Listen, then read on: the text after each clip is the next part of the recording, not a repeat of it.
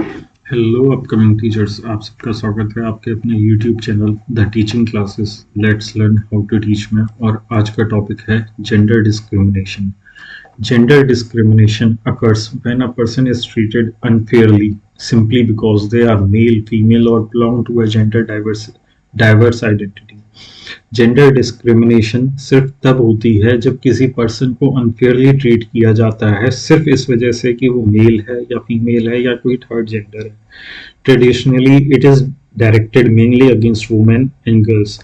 जो हम पहले से देखते आ रहे हैं, जो हमारे पुराने टाइम से चीजें चल रही हैं, उनमें देखा जाए तो ये सबसे ज्यादा वुमेन्स और गर्ल्स के लिए देखा जाता था। लेकिन आज की सोसाइटी में ये मेंस के लिए भी मिल जाता है, जगह जगह पे देखने को। फीमेल्स के लिए तो मिलता ही था पहले से, और ट्रांसजेंडर के अगेंस्ट भी ये चीजें देखने को मिलती हैं। It is closely linked with gender inequality where social roles, responsibilities and power are distributed unequally। ये हमेशा देखा जाता है कि इसके थ्रू जेंडर इनइक्वलिटी मिलती है, चाहे वो सोशल रोल्स में हो, रिस्पॉन्सिबिलिटीज में हो, या पावर का डिस्ट्रीब्यूशन अनइक्वली किया गया हो। Forms of gender discrimination: educational discrimination, preference of educating boys over girls.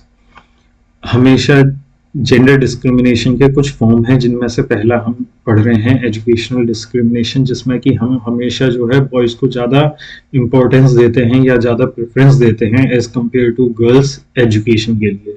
Higher drop out rates among girls due to early marriage, domestic responsibility and poverty. गरीबी की वजह से, डोमेस्टिक रिस्पॉन्सिबिलिटी की वजह से या जल्दी शादी की वजह से लड़कियों के ड्रॉप आउट रेट्स जो हैं एजुकेशन में, वो काफी ज्यादा हाई हैं as compare to boys.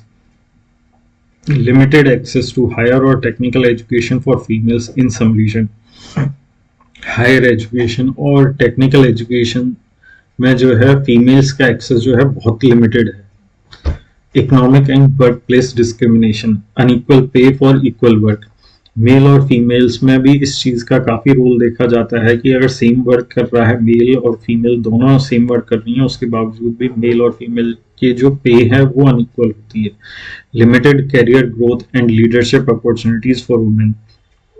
Career growth और लीडरशिप अपॉर्चुनिटी में हमेशा वुमेन्स को जो है लिमिटेड एक्सेस मिलता है। ऑक्यूपेशनल सेग्रीगेशन, ये कहीं पे देखा जाता है किसी जॉब के लिए पहले से ही मेंशन होता है ओनली फॉर गर्ल्स या ओनली फॉर बॉयज। जैसे जो फील्ड की जॉब है उनके लिए मोस्टली लिख देते हैं कि ओनली फॉर बॉयज। टेलीकॉलिंग की जॉब है उनके लिए लिख दिया जाता है ओनली फॉर फीमेल्स। तो ये भी एक तरह का डिस्क्रिमिनेशन है। Social and cultural discrimination, son preferences and neglect of girls child.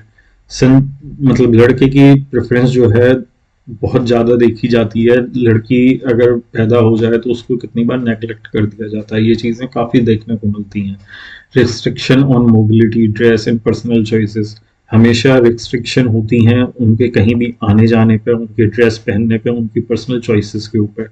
Gender stereotyping media and text book, gender stereotype हमें देखने को मिलता है मीडिया में भी और टेक्स्ट बुक में भी। अपने बहुत से एग्जाम्पल में हमें देखा जाता है कि वो मेल डोमिनेंट एग्जाम्पल ही दिए जाते हैं अधिकतर बुक्स में, इवन मीडिया में।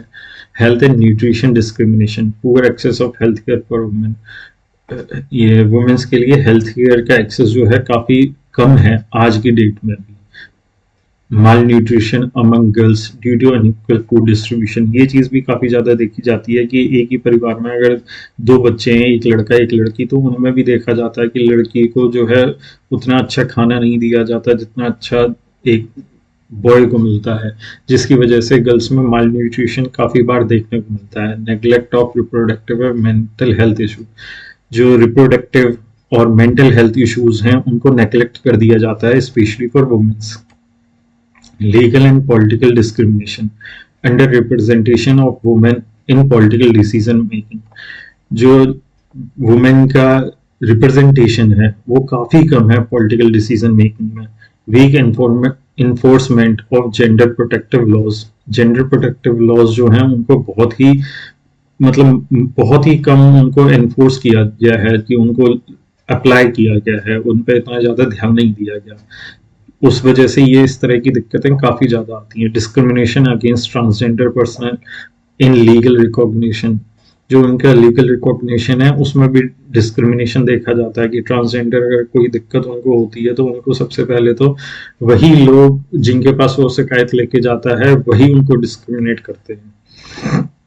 Causes of gender discrimination, hierarchical patriarchal social structure, जो हमारा जो सोशल स्ट्रक्चर है वो मेल डोमिनेंट है तो उसकी वजह से भी जेंडर डिस्क्रिमिनेशन होता है। कल्चरल ट्रेडिशन एंड कस्टम्स, जो हमारे पुराने कस्टम्स और ट्रेडिशन आप चल रहे हैं उनकी वजह से भी देखा जाता है कि जेंडर डिस्क्रिमिनेशन होता है। जैसे कि राजा की जगह पे उसका बेटा ही बैठता है, बेटी को बहुत कम चांसेस कहीं कहीं पे ही देखने को एक दो एग्जाम्पल ही मिलेंगे कि बेटे की जगह पे अगर बेटी को कहीं पे बैठाया गया हो, इवन बेटी जो है ज्यादा काबिल है उसके बावजूद भी। Lack of education and awareness, जो एजुकेशन और अवेयरनेस है वो बहुत कम है जिसकी वजह से भी जेंडर डिस्क्रिमिनेशन काफी होता है। जैसे अगर हम देखें तो इंडिया में भी जो हाई सोसाइटीज हैं, जो आपकी मिडिल क्लास है, मिडिल क्लास में भी देखा जाएगा जो अच्छे सोसाइटीज हैं या पर मिडिल क्लास है उसमें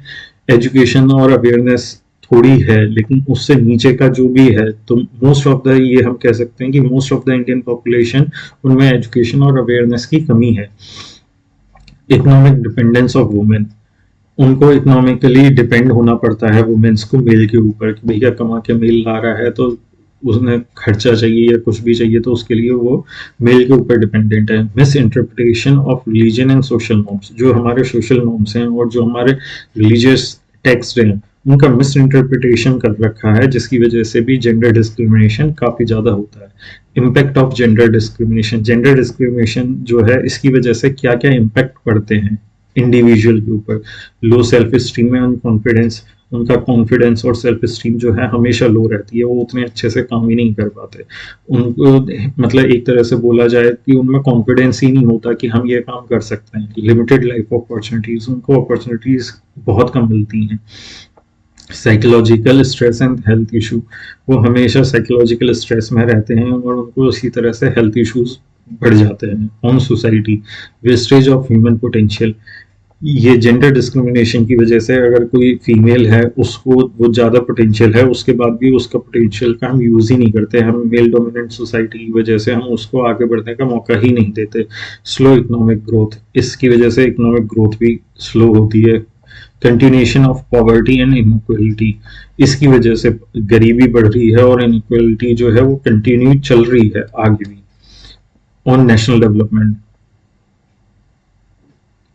रिड्यूस्ड वर्कफोर्स पार्टिसिपेशन, जो वर्कफोर्स का पार्टिसिपेशन है वो कम हो जाता है क्योंकि उनमें हमेशा जेंडर की वजह से डिस्क्रिमिनेशन होता है तो वो आगे आके कोई काम करना पसंद ही नहीं करते। Lower education and health indicators, education और हेल्थ इंडिकेटर्स जो हैं वो काफ़ी ज़्यादा स्लो हैं एज जेंडर डिस्क्रिमिनेशन की वजह से। Hindrance to achieve sustainable development goals, जो हमारे सस्टेनेबल डेवलपमेंट गोल्स हैं कि हमने जैसे जो हमारे नेशनल लेवल पर जो गोल हैं कि हम एक डेवलप्ड कंट्री बनेंगे तो उनमें भी बार बार हिंड्रेंस आती है क्योंकि हम उस हिसाब से अपॉर्चुनिटी ही नहीं प्रोवाइड कर पा रहे हैं।